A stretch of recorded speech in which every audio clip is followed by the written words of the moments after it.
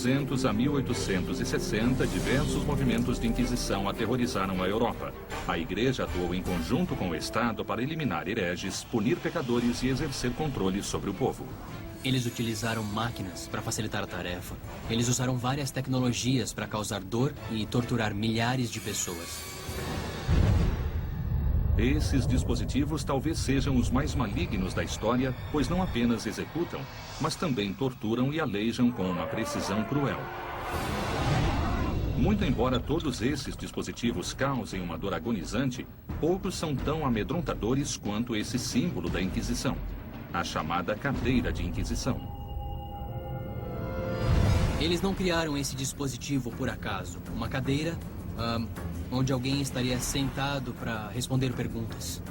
Durante séculos, inquisidores de toda a Europa usaram a cadeira de Inquisição para obter confissões e informações dos hereges. Torturadores de Nuremberg, na Alemanha, utilizaram esse dispositivo até 1809. Era uma das máquinas de inquisição mais comuns. Existiram vários tipos e modelos em diversas partes da Europa. Mas algo que essas cadeiras tinham em comum eram as pontas de metal afiadas.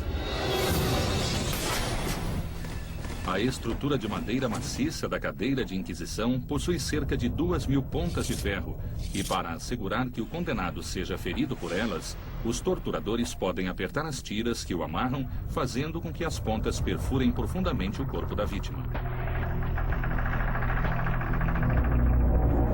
Se nós fôssemos só sentar nessa cadeira, não seria difícil, por causa da extensão da superfície que estaria sobre as pontas. Para provar que podemos nos sentar sobre essas pontas sem o risco de perfurações, eu vou me sentar.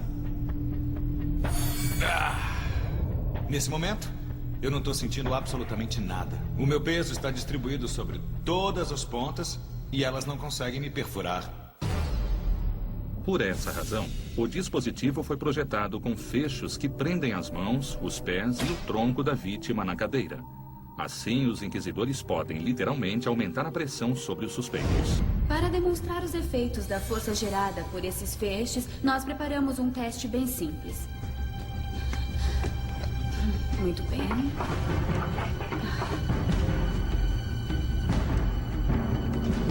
Nós vamos simular as extremidades como mãos humanas normais. Elas só estão apoiadas e nós podemos ver que não há muita pressão aqui. Então, nesse caso, não haveria nenhum ferimento. Agora eu vou prendê-las e aplicar uma força contra as pontas metálicas. Para as pernas existe um sistema um pouco mais sofisticado.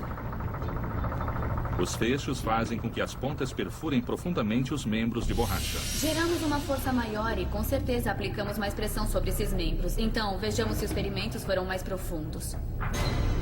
Muito bem.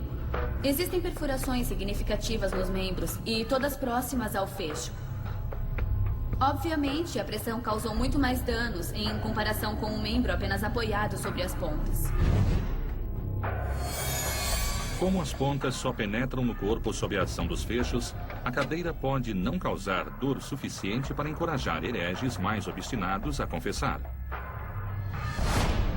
Mas, acendendo uma fogueira embaixo da cadeira, os inquisidores podem colocar as vítimas numa situação muito desconfortável. Vamos descobrir como o calor é transferido através de uma dessas pontas quando aquecermos, assim. Um maçarico vai ajudar a demonstrar o que essas pontas quentes podem causar ao corpo. Olha só, está ficando incandescente. E agora está alaranjada. Está quase lá. Nós vamos, obviamente, simular a carne humana e ver o que uma ponta incandescente pode causar na carne de porco.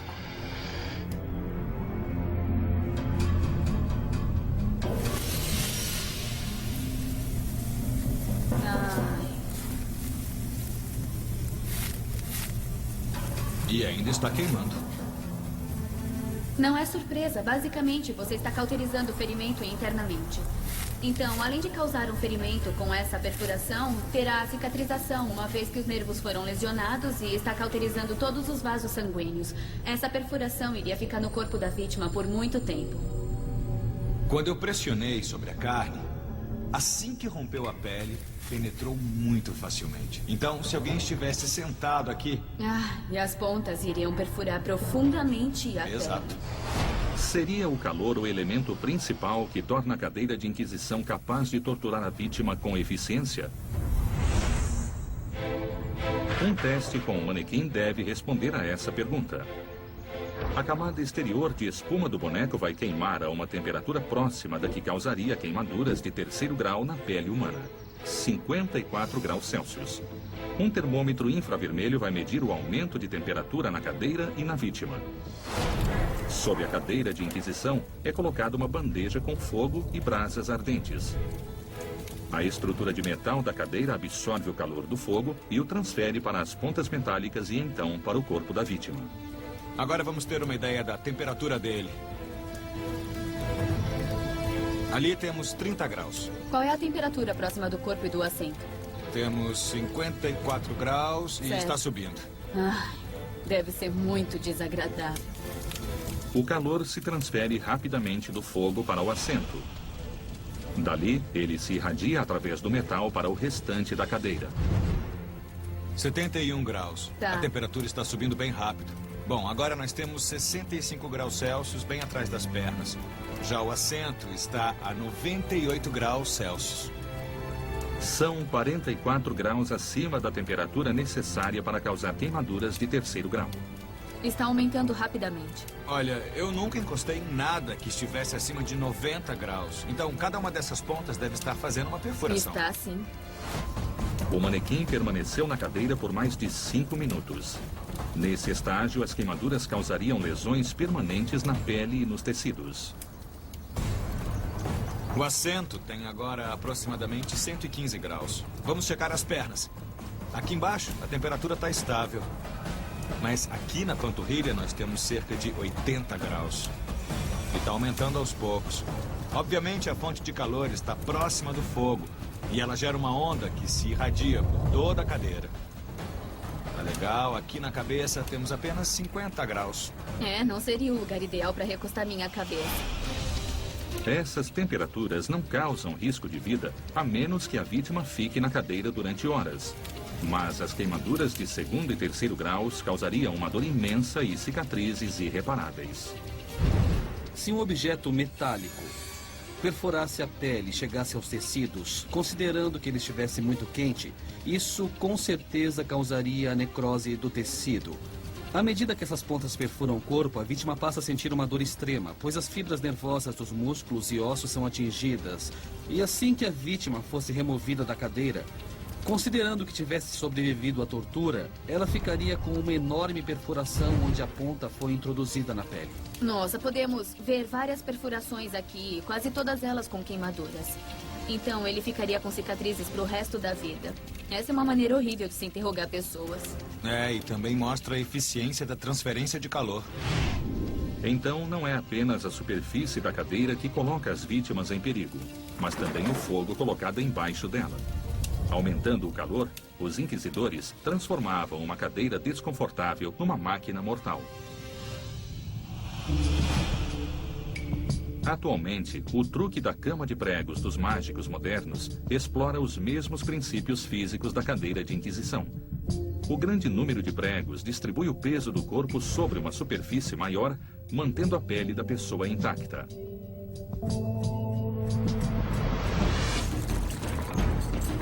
A seguir, veremos como os inquisidores deslocam membros com esse dispositivo e, logo depois, seria essa máquina o X da execução? Durante a Idade Média, os inquisidores viajavam de um vilarejo a outro exterminando sinais de heresia, mas nem sempre levavam máquinas de tortura. Em vez disso, usavam ferramentas encontradas no dia a dia, tais como cordas e roldanas. Por essa razão, o dispositivo de tortura mais usado pela Inquisição possui um conceito surpreendentemente simples. É a chamada estrapada. A estrapada utiliza a força da gravidade para explorar uma fraqueza do corpo humano: a articulação do ombro. As mãos da vítima eram amarradas atrás das costas e então eram presas a uma corda que passava por uma roldana suspensa no teto. Em seguida, a corda era puxada, levantando o acusado no ar. A força da gravidade passava a agir sobre a vítima, levando as articulações dos ombros ao limite. Por fim, os ombros se deslocavam. A engenharia da estrapada é bem diabólica porque utiliza o peso do corpo e a gravidade para causar o deslocamento dos ombros. A roda funciona como uma grande alavanca, o que nos permite girar o eixo e levantar o peso da pessoa com certa facilidade. O objetivo da estrapada é deslocar a articulação do ombro, uma das partes mais vulneráveis do corpo humano. E há outras coisas que o torturador pode fazer. A pessoa pode ficar apenas pendurada, sentindo uma dor intensa. Pesos podem ser amarrados aos pés e, se a força da gravidade agir por muito tempo, os ombros acabam se deslocando. Outra forma de se deslocar os ombros é içar a vítima um pouco mais alto e fazê-la cair subitamente. Isso causaria muita dor, mas certamente não seria algo capaz de matá-lo. Inquisidores na Itália, França e Espanha construíram variações da estrapada para extrair informações dos acusados de heresia. Os juízes adequavam o grau de tortura à gravidade das acusações. A tortura na estrapada poderia ir de uma simples ameaça do uso do dispositivo até penas mais severas, como pendurar a vítima e forçar uma parada súbita durante a queda. Isso causaria o deslocamento instantâneo dos ombros. Esse seria um problema crônico para essa pessoa. Eles deslocavam os ombros das pessoas. Isso é extremamente incapacitante e doloroso. A estrapada seria realmente capaz de causar deficiências físicas permanentes? Para responder a essa pergunta, uma réplica dessa máquina vai passar por uma série de testes. Primeiro, um manequim de 18 quilos é pendurado com 13 quilos adicionais. Um dinamômetro vai medir a intensidade da força gerada pela roldana suspensa. Os ombros do manequim devem ceder no mesmo momento em que os ombros humanos se deslocariam. Muito bem, Eric. Podemos levantá-lo com a estrapada. Tá legal, vamos lá? Estudos médicos indicam que é necessário um total de 124 kg-força para deslocar as articulações dos ombros. Mesmo com esse peso extra, talvez não ocorra o deslocamento imediato. Então há apenas uma maneira de obtermos o deslocamento rápido e instantâneo do ombro, através de uma queda súbita. A estrapada, quando usada com o objetivo de deslocar os ombros da pessoa, tem sua energia intensificada pela ação da gravidade e da energia potencial. A energia potencial de um corpo içado no ar e submetido a uma queda irá criar energia cinética. E se a queda for interrompida subitamente, isso vai intensificar a força sobre os ombros. Esse segundo teste vai determinar a distância que uma vítima deve cair para que os ombros sejam deslocados. Agora vamos simular uma queda de 30 centímetros. Certo. A queda na estrapada necessita de um ajudante para puxar a corda, enquanto o mecanismo já fica travado na altura final. O teste se inicia com uma queda de 30 centímetros. Certo, está marcando 31 agora. Certo. E deixe cair. Tudo bem. 3, 2, 1. Muito bem, chegou a 54. Uma queda de 30 centímetros do manequim com o peso extra gera 22 kg-força. Isso causaria uma dor agonizante, mas não seria suficiente para causar o deslocamento dos ombros. Nesse próximo teste, o ajudante eleva o manequim a 60 centímetros acima da altura final da queda. Uma queda de 60 centímetros deve gerar algo em torno de 125 a 145 kg-força. A altura não é muito diferente. Verdade. Tá. 60 centímetros. Novamente 31, pronto para queda. E pode soltar. 3, 2, 1. A leitura só chegou a 40. Deve ter acontecido alguma coisa com o manequim e, como podemos ver, estão deslocados. Uma queda de 60 centímetros provocou o deslocamento das articulações dos ombros do manequim.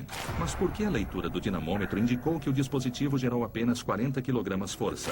A leitura deveria ser de, no mínimo, 124 kg-força para que os ombros fossem deslocados. A leitura foi de apenas 40 e ocorreu o deslocamento total. Então deve ter passado dos 124 kg-força. Deve ter atingido essa marca. Houve um pico de força que não foi medido. Aconteceu tão rápido que os ombros se deslocaram e o dinamômetro não conseguiu fazer a leitura. Para confirmar se o dinamômetro deixou de registrar o pico de força, o dispositivo será ajustado. Dessa vez, o sensor registrará a maior força gerada durante o teste, independentemente da rapidez com que ela ocorra. Muito bem. 2, 1. Pronto. Tá legal. Bom, de acordo com o sensor, antes do deslocamento dos ombros, houve um pico de 65 kg-força. Mais uma vez, a estrapada desloca os ombros do manequim. Mas a leitura é muito inferior à força necessária para isso. Existe apenas uma explicação. A estrapada é muito mais eficiente do que se imaginava. Na verdade, funcionou perfeitamente. Isso era o que deveria acontecer. Os ombros receberam toda a força e não o dinamômetro. Você está completamente certa. Quando nós fizemos o teste com o dinamômetro, estávamos medindo a intensidade de força sobre a corda. Nós não estávamos medindo a força real gerada pela alavanca que é formada pelo corpo. Elevando-se a vítima com as mãos atadas às costas, ou seja, com os braços distantes do corpo, nós criamos uma alavanca. Assim, precisamos de muito menos força para deslocar os ombros nessa posição. Na verdade, a vítima se torna parte da máquina. Ao se amarrar os braços atrás das costas, cria-se um mecanismo de alavanca e isso gera uma vantagem mecânica para a estrapada. Basicamente, a alavanca formada pelos braços reduz a intensidade da força necessária para deslocar os ombros. Comparando, se os ombros da vítima estivessem alinhados com o corpo, seriam necessários 62 quilos para deslocar cada um dos ombros. Mas, com os braços atrás das costas, uma força bem menor produz os mesmos danos. Embora a estrapada seja um dispositivo simples que utiliza uma roldana, ela é muito traiçoeira. Os próprios braços da vítima facilitam o trabalho da máquina, gerando assim lesões incapacitantes. A estrapada é tão eficiente que torturadores a utilizam até hoje em alguns locais do mundo. No mundo dos efeitos especiais, sistemas de cordas e roldanas levantam e controlam a queda dos dublês nos sets de filmagem. Durante a Inquisição, os inquisidores convenciam os hereges a confessar através da invenção de diversas máquinas diabólicas. Uma das maiores provas de sua criatividade perversa está num dispositivo da Inquisição espanhola. O berço de Judas. O berço de Judas é um exemplo do lado negro da engenhosidade humana. O berço de Judas é composto por uma pesada pirâmide de madeira colocada sobre um apoio de 4 pernas, semelhante a um assento. Suspenso acima da pirâmide está um sistema de sustentação formado por cordas e roldanas que se conectam ao tronco e aos pés da vítima. Os acusados de heresia eram pendurados nus sobre a pirâmide nesse dispositivo. Os torturadores utilizavam esse dispositivo de várias maneiras. Eles podiam deixar o acusado cair sobre a pirâmide ou colocá-lo lentamente sobre a ponta, forçando-o a sentar ali por longos períodos. Como a gravidade está agindo sobre a vítima e forçando o peso contra a ponta, a pirâmide age como um instrumento de abertura. Nós temos 4 cantos que irão diminuir a quantidade de atrito e gerar um movimento quase cortante para forçar a abertura da vítima. E as faces laterais irão agir como um encaixe que irá manter o orifício da vítima aberto. O potencial do berço de Judas está na capacidade de ferir algumas das partes mais vulneráveis do corpo humano. Os torturadores têm muita facilidade para encontrar áreas do corpo especialmente suscetíveis a ferimentos. E, obviamente, as partes íntimas são muito sensíveis, são vulneráveis e repletas de terminações nervosas, sendo mais sensíveis a lesões. Durante a Inquisição espanhola, fazer com que suspeitos confessassem a própria culpa era apenas o início. Os inquisidores deixavam as vítimas sobre o berço de Judas até que denunciassem todos os outros conspiradores. Essa foi a inspiração para o nome do dispositivo. O berço de Judas teve o nome inspirado em Judas, que denunciou Jesus para as autoridades romanas. É um nome apropriado, pois qualquer um que passasse por essa dor torturante daria qualquer informação sobre qualquer um ou qualquer coisa. Mas qual das técnicas de tortura do berço de Judas é a mais eficiente? A queda livre ou a descida controlada?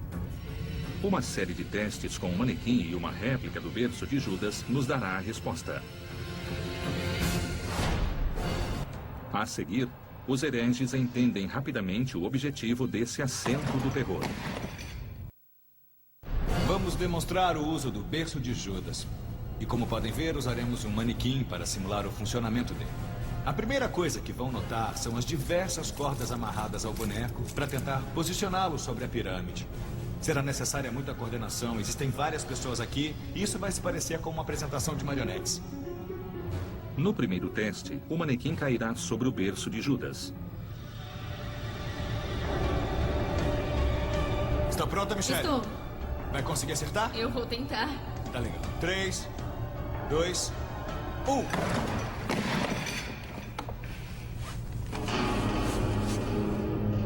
Bom, como podem ver, nós não só erramos o alvo, mas ele também acabou caindo e provavelmente teria fraturado as costas.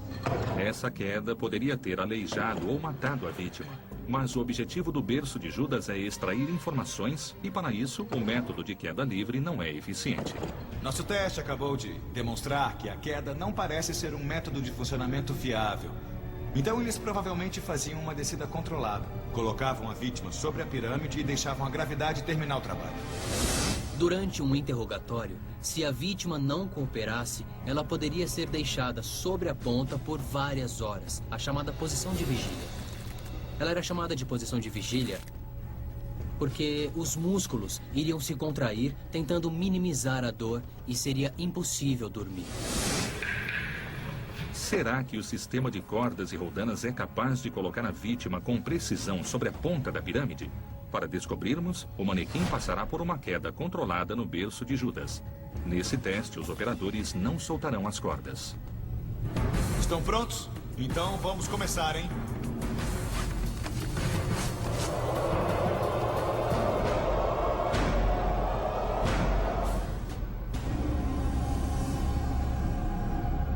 Eles conseguiram colocar o manequim bem na ponta do berço de Judas, mas foi preciso muito esforço.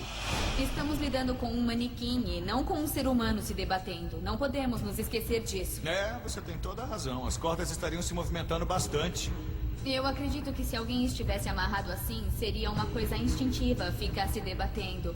O que quer que estivesse sendo planejado, a vítima não iria aceitar. Então, tornaria esse processo o mais difícil possível.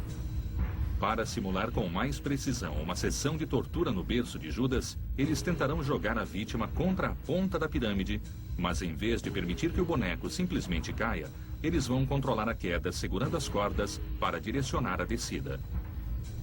Vamos simular um pouco de resistência.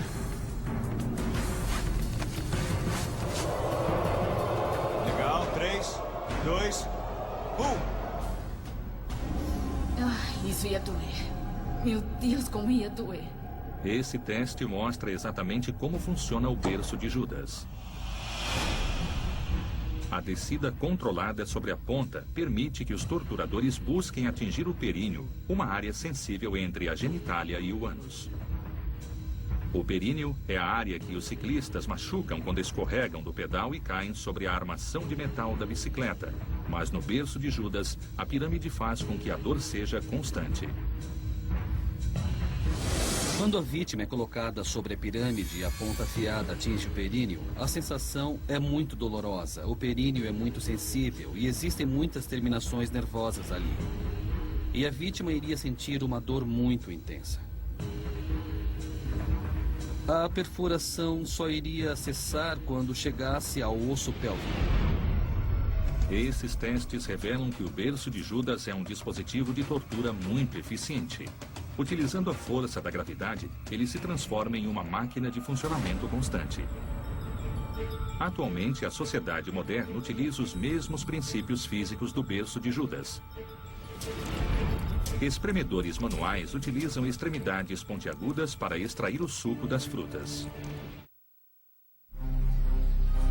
A perseguição aos hereges durante a Inquisição necessitava de inovações constantes e assustadoras.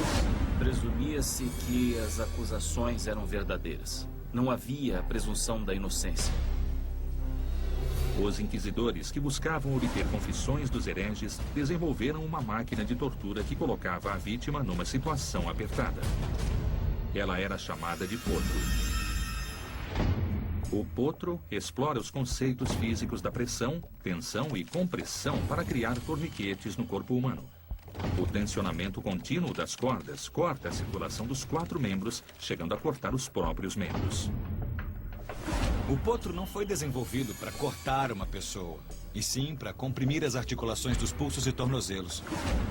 O princípio é simples. Um sistema de roldanas interligado a uma alavanca que gera a força necessária para tensionar as cordas. Essa roldana tem uma corda ligada à roldana inferior. As 4 cordas que passam pela parte de cima do potro estão interligadas com a roldana inferior. Os inquisidores espanhóis desenvolveram o potro em meados do século XVIII e o utilizavam para obter confissões de membros da maçonaria e outros hereges. O período de tempo que alguém permanecia no potro podia ser curto ou mesmo se estender por várias horas. O objetivo era obter uma confissão, e isso significava fazer o que o inquisidor julgasse necessário. Mas qual é a sensação de ser amarrado ao potro? Há apenas uma maneira de descobrirmos, amarrando uma pessoa nesse dispositivo. Eu estou curiosa para conhecer a força exercida pelo potro sobre um ser humano. Então eu vou colocar o meu pulso nessa corda para ver como é. Nós conectamos um dinamômetro na corda, assim poderemos medir a intensidade da força colocada sobre o seu pulso. Tá legal, pode começar agora. Tá bom. Tá, eu vou acompanhar as variações. Bom, agora temos 5, subiu para 10. Ao redor do meu pulso já está desconfortável, mas por enquanto eu posso aguentar. Nada confortável. É, eu nem tô apertando muito. Tá. Ai, eu acho que já pode parar de apertar. Eu não consigo mais curvar a minha mão e eu só consigo dobrar os meus dedos um pouco. Já perdi um pouco da sensação tátil e vemos que o sangue da minha mão não está circulando. Muito bem, mesmo com essa intensidade de pressão, já é bem desconfortável. Nós podemos parar por aqui? Sim. Ótimo.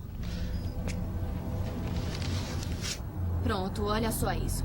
A corda deixou a área dolorida e avermelhada, mas isso irá passar em algumas horas. Eu podia apertar bem mais. Eu podia Eu ter sei. apertado muito mais. O potro é realmente capaz de cortar a carne e os ossos, como mencionam alguns relatos históricos? Para descobrirmos, a máquina irá comprimir diversos objetos.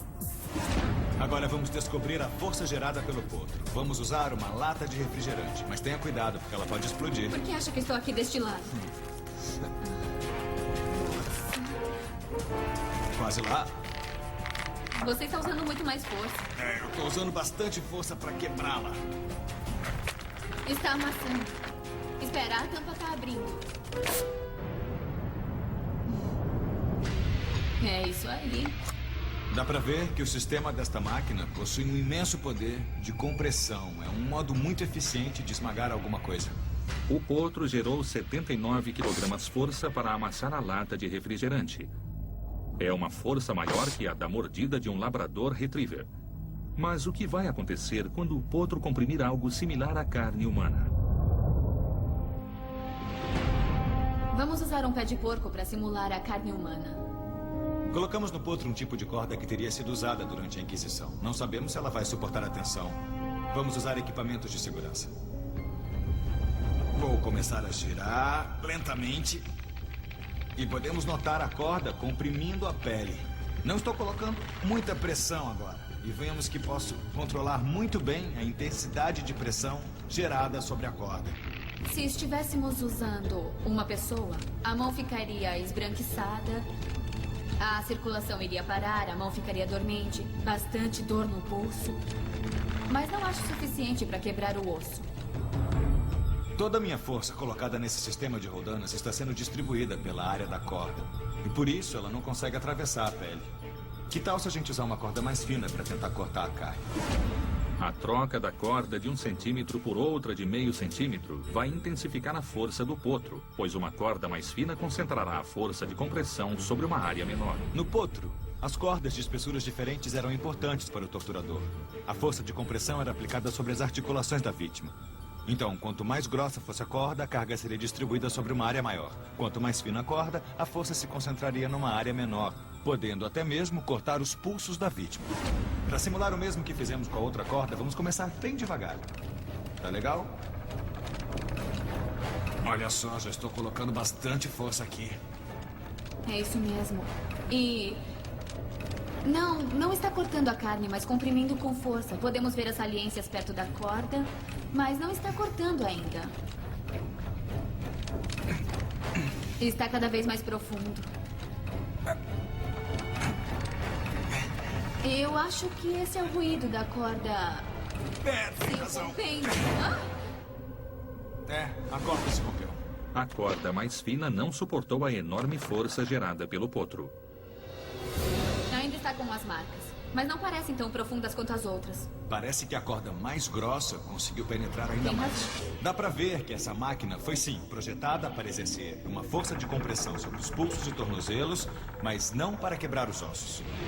Quando aplicamos esse torniquete ao redor dos tornozelos e pulsos, a circulação sanguínea das mãos e dos pés é interrompida. No fim, vai acabar causando a morte das extremidades. É também provável que ocorram lesões nos nervos, o que tornaria a vítima incapaz de agarrar objetos usando as mãos ou os dedos. Embora o potro não seja capaz de cortar os membros das vítimas, ele pode causar dor suficiente para fazê-las ceder às exigências do inquisidor. Ainda que os princípios físicos da tensão sejam responsáveis pela compressão mortal do potro, essas mesmas forças tornam alguns utensílios domésticos muito eficientes, assim como enfatiadores de ovos e de queijo. A seguir, a máquina da Inquisição capaz de acabar com qualquer dissimulação e resistência.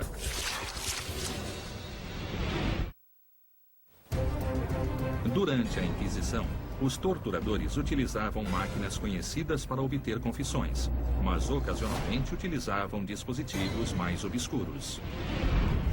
Uma das máquinas que teria surgido durante a Inquisição Espanhola tem uma reputação amedrontadora. É o chamado descascador de peles. Em 1809, enquanto o exército de Napoleão avançava através da Espanha, um coronel francês teria liderado suas tropas numa batalha contra um forte da Inquisição nos arredores de Madrid.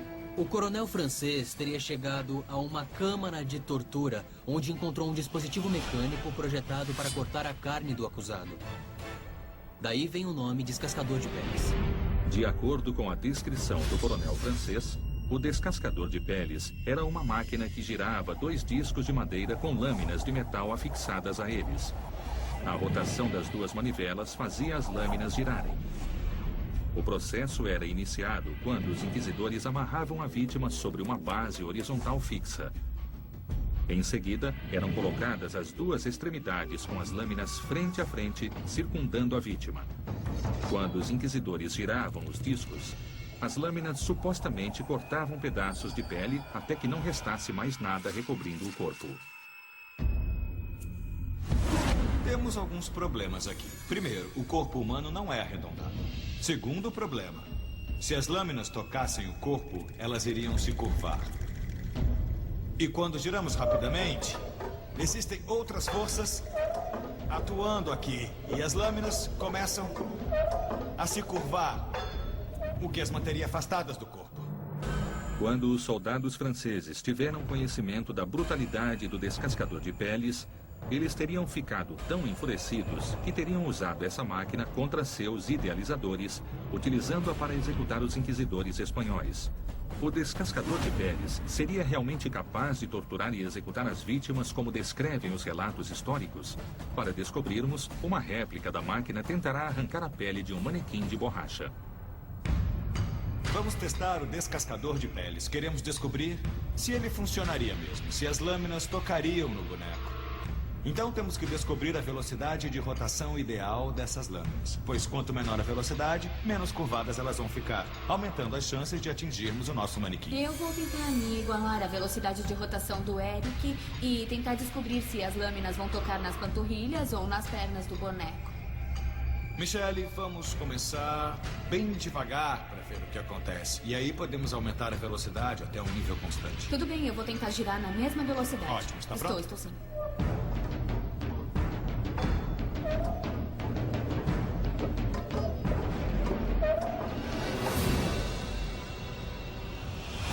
Quando a lâmina atinge o boneco, não o faz rente à pele.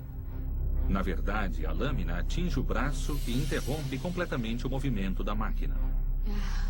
Então a lâmina iria fazer um corte no corpo dessa pessoa. Mas o manequim é feito de borracha, que é muito mais espessa do que a pele humana. Então, nós temos que repensar o processo. Para gerar uma força suficiente para arrancar a pele do manequim, a manivela deve ser girada rapidamente. Mas como as lâminas são muito longas e flexíveis, a força centrífuga afasta as lâminas do corpo enquanto giram, tornando a máquina inofensiva para a vítima. Um pouco mais rápido, vai! Agora vemos que as lâminas estão se afastando do corpo. E esta seria a força necessária para que essas lâminas cortassem o corpo. E elas não estão nem perto dele. Não mesmo. Quando a velocidade das lâminas diminui, elas começam a atingir o manequim em diversas áreas. O dispositivo não está arrancando a pele da vítima, mas as lâminas estão penetrando profundamente no corpo.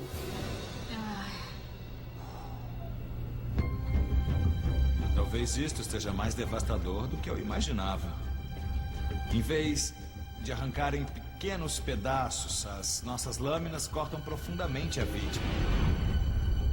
Esses ferimentos seriam dolorosos, mas talvez não oferecessem risco de vida.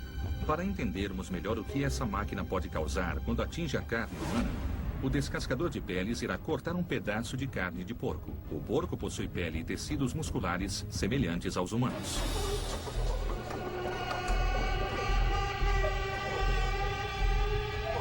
Nossa, ela está cortando de baixo para cima. Ai, caramba.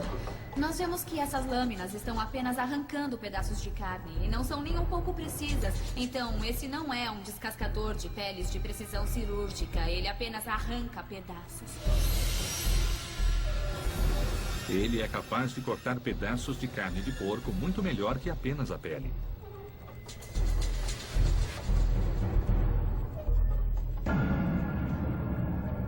Tá legal, acho que nós já temos os resultados do nosso teste. Imaginei que a flexibilidade das lâminas fosse um ponto fraco da máquina, mas isso acaba ajudando em alguns momentos. Por outro lado, estamos arrancando pedaços e não cortando finas camadas. É uma faca de 2 gumes. Descascador de peles não é um nome apropriado, mas ele ainda é um dispositivo mortífero. Baseado nesses testes, é possível afirmar que os soldados franceses possam ter usado o descascador de peles para executar os inquisidores espanhóis há 2 séculos. Mas isso teria sido incrivelmente ineficiente e a máquina não executa a vítima com precisão. Assim, alguns especialistas acreditam que o descascador de peles talvez seja apenas um mito e não uma máquina mortal. Esse dispositivo pode ter sido usado como uma propaganda negativa contra a Igreja Católica, especialmente na época em que houve uma reação contra a Inquisição. Atualmente, utensílios modernos utilizam os mesmos princípios do descascador de peles para descascar legumes com precisão. É só prendê-los a uma haste metálica e girar a manivela. Eles giram em contato com uma lâmina que retira toda a casca em formato de tira. Enquanto os inquisidores tentavam eliminar aqueles que não seguiam seus preceitos religiosos, as máquinas de interrogatório se tornavam cada vez mais brutais. E uma dessas máquinas aterrorizou a humanidade. Ela era chamada de tambor giratório. O objetivo do tambor giratório era arrancar da vítima informações e também as vistas. O tambor giratório é um grande cilindro recoberto com pontas metálicas acionado por uma manivela. Uma estrutura de madeira serve para apoiar o tambor e a vítima. Na parte frontal, uma estrutura articulada de madeira imobiliza o pescoço da vítima. No lado oposto, uma tira de couro é usada para prender as pernas. Enquanto o cilindro gira, as pontas de metal cortam e rasgam o abdômen. Esta manivela permite que o interrogador produza facilmente o atrito necessário para obter uma confissão da vítima. Quanto maior for o peso da pessoa sobre o tambor, maior será o atrito e também o grau de penetração na região do abdômen. Durante a Inquisição Espanhola, os inquisidores conseguiam fazer hereges suspeitos confessarem apenas ameaçando colocá-los no tambor giratório. Se eles não cedessem, os inquisidores os amarravam na máquina. O tambor giratório não foi um dispositivo comum durante a Inquisição. Apenas o conceito dessa máquina já mostra até onde os inquisidores podiam chegar para obter uma confissão. Relatos históricos descrevem o tambor giratório causando ferimentos profundos no peito da vítima após apenas uma rotação. Mas essa máquina é capaz de produzir força suficiente para dilacerar o abdômen. Pronto. Muito bem, e está girando e não é tão difícil girá-lo. Você está pressionando um pouco mais? Tô. Muito bem, vamos lá. Tá legal. E não é muito fácil girá-lo. Eu não consigo imaginar uma pessoa fazendo isso por muito tempo. Certo, vamos dar uma olhada nos danos até agora. Nós vemos pedacinhos que foram arrancados e ele começou a rasgar a pele. As pontas metálicas causaram lesões graves, deixando marcas profundas na carne de porco. Ele realmente dilacerou a pele. E assim que isso acontece, a pessoa começa a sangrar e isso vai agir como um lubrificante sobre o tambor e ficará mais fácil de girá-lo, o que vai facilitar o trabalho do inquisidor. Mas será que o tambor giratório é realmente capaz de arrancar as vísceras da vítima, como descrevem alguns relatos? Vamos usar um manequim com órgãos fictícios para descobrir isso. A camada externa de espuma vai se rasgar aproximadamente no mesmo momento em que o abdômen humano se romperia. Nossa, tá difícil. Meu Deus. O corpo inteiro está se movendo para frente. Ai, caramba. E ficou preso ao abdômen e agora começou a rasgá-lo, não é? É. Ele tá rasgando e atravessando a espuma. Depois de apenas alguns giros, as pontas afiadas arrancam completamente as vísceras do boneco. Está mais fácil girar agora com a lubrificação, em comparação com o começo, não é? Sem Mesmo dúvida. rasgando uma camada de espuma? É. A lubrificação tá ajudando bastante. Certo. Vamos ver? Vamos ver o resultado. A espuma foi realmente muito dilacerada. É verdade. Se um ser humano estivesse aqui com os órgãos internos apoiados sobre a parede abdominal, Sei. em razão da gravidade e considerando que os cortes fossem profundos, isso seria fatal. Essa máquina realmente funciona. Então, o tambor giratório seria capaz de arrancar as vísceras das vítimas, mas talvez fosse necessário mais que um único giro para completar essa tarefa macabra. Esses testes provam que o tambor giratório faz jus à reputação de uma máquina mortal que arranca as vísceras da vítima. Embora o tambor giratório seja uma abominação para a humanidade, as atuais lixadeiras elétricas utilizam os mesmos princípios físicos. Um tambor giratório interno movimenta a correia, o que gera atrito suficiente para lixar grandes áreas de madeira. Muitas das máquinas inventadas durante o período da Inquisição exibem um entendimento impressionante de conceitos físicos e de engenharia por parte de seus criadores. Mas os inquisidores usavam esses princípios para atingir os objetivos mais cruéis, aleijando, torturando e mutilando as vítimas sem executá-las. Atualmente, os inquisidores são condenados por terem utilizado a gravidade, o atrito e o calor para criar algumas das máquinas mais mortais da história.